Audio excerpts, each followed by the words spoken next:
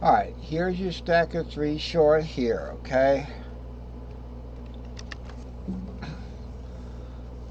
Okay, so we have our first stack of 3 short here, but it goes off the fretboard. It's virtual notes.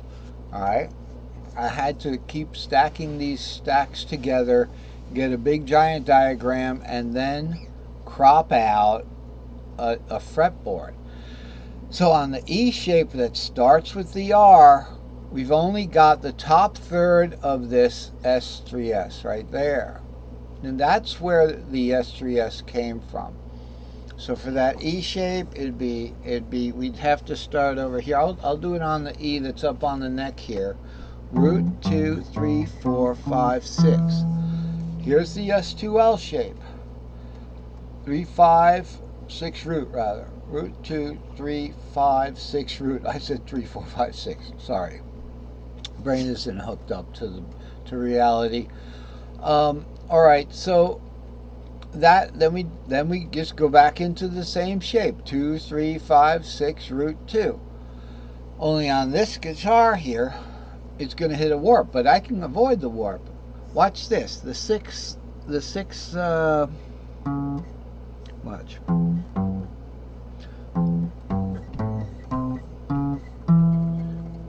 I can start that again from here. Okay, now watch this.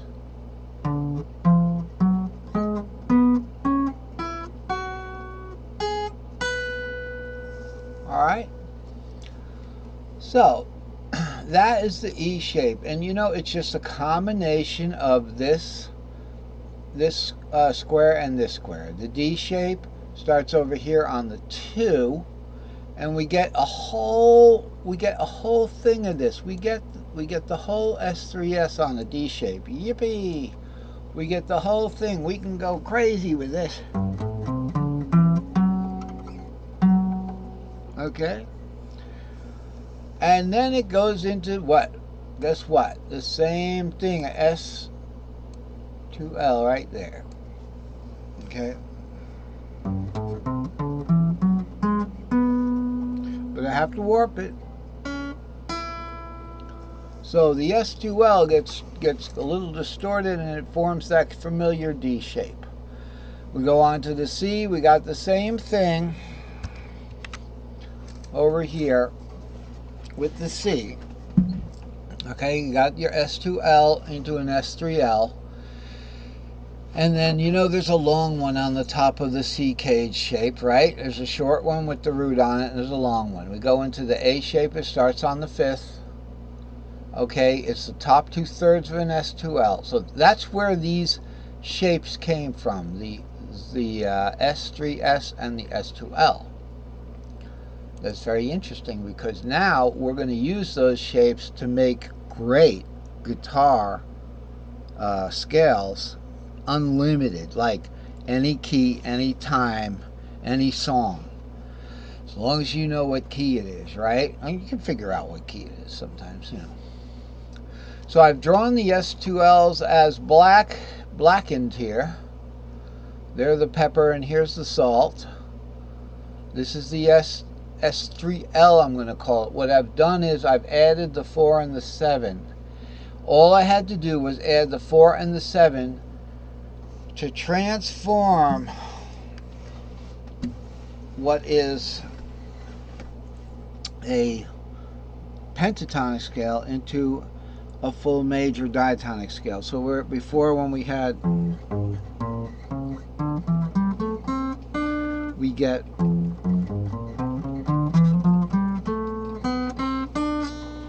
okay, so it's basically a major scale, and trust me, it is a major scale. You just have to start on the root to make it sound like a major scale, right?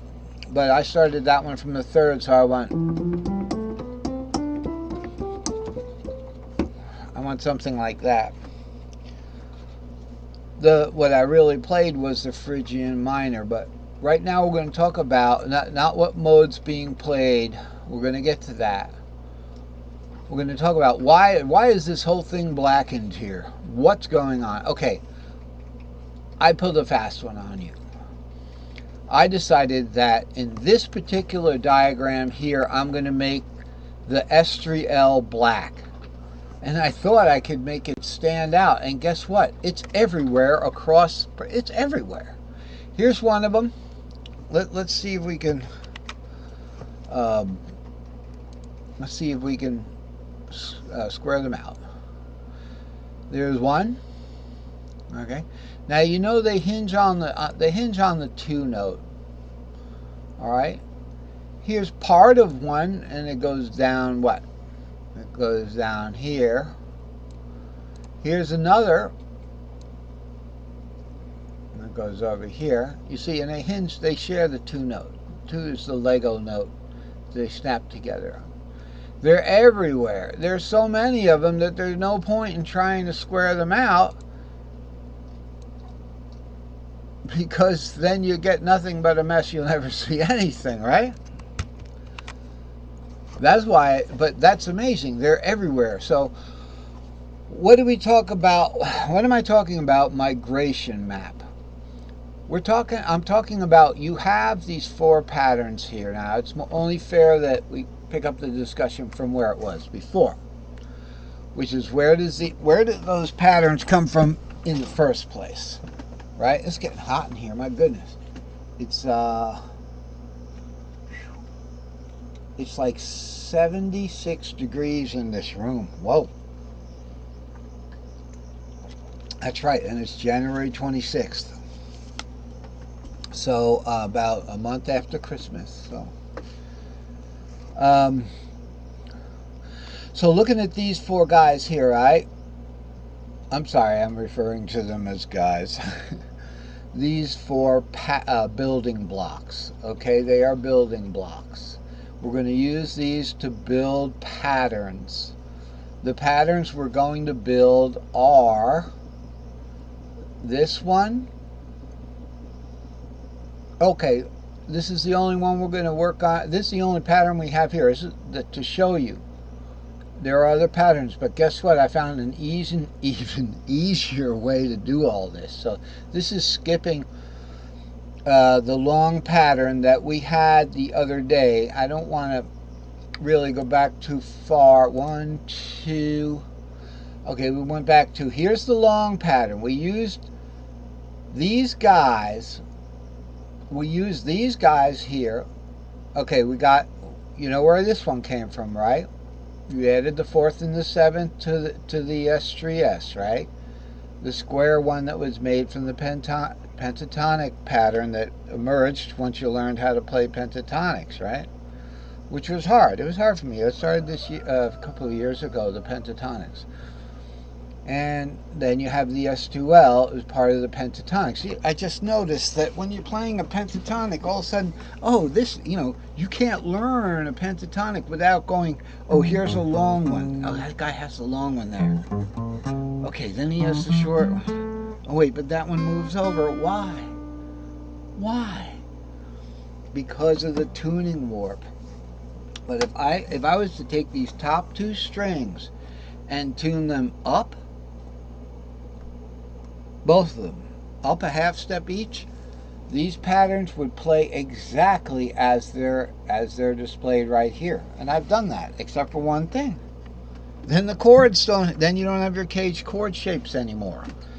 Okay? And then you lose other things if you uptune like that. You definitely lose something by the way that the unwarped fretboard plays out. We're going back a lot of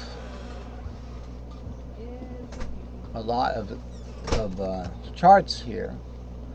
Here's the unwarped fretboard. Here's the warped. When we change the tuning for our guitar, which is normal guitar tuning, okay, we actually move this 3 and this 7 into view here. We don't have both of them. I don't know why we don't have. Oh, it's not the 3 and the 7. This is 7 strings. We move the 7 into view here. If that's where the fret nut is. Usually the fret nut would be